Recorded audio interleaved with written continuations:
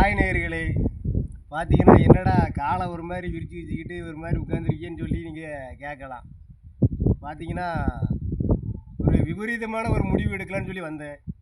பார்த்தா அந்த தண்ணியோட கலரை பார்த்தாச்சுன்னா என் மனசுக்கு அந்த விபரீதமான முடிவு எடுக்கிறதுக்கு மனசு இல்லை.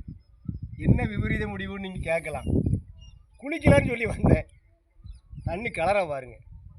இந்த கலரில் நான் குளிச்சுன்னு வச்சுக்கோங்களேன், இங்கே கொண்டு வாப்பா, இந்த தண்ணியில் நான் உளுந்து குளிச்சுன்னு வச்சுக்கோங்களேன், அது தண்ணிக்கு பாதிப்பு கிடையாது, எனக்கு தான் பாதிப்பு. அப்படி ஒரு மானகட்ட தண்ணியாக இருக்குது. இப்படி ஒரு தண்ணியை குடித்தாலும் சரி குளித்தாலும் சரி நம்மளுக்கு தான் கேடு. இந்த தண்ணி எங்கே இருக்குது, இந்த இடம் எங்கே இருக்குது அப்படின்னு கேட்டிங்கன்னா, வாங்க நம்ம ஊர் பேய்க்குளம் பக்கத்தில் பழனியப்பபுரம்னு ஒரு ஊர் இருக்குது. பழனியப்பபுரம் பக்கத்தில் கட்டாரிமங்கலம்னு ஊர் இருக்குது. அட நாயே, அதை முதல்ல கட்டாரிமங்கலம்னு சொல்லலாமேன்னு நீங்கள் சொல்லலாம்.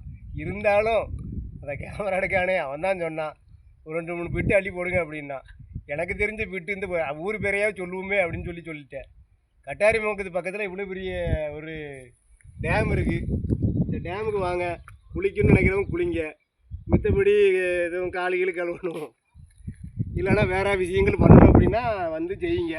அதுக்கு தான் இந்த தண்ணி வந்து யூஸ் ஆகும். குளிக்கிறதுக்குனா யூஸ் ஆகாது. மறுபடியும் சொல்கிறேன், இந்த தண்ணியில் குளிக்காதீங்க.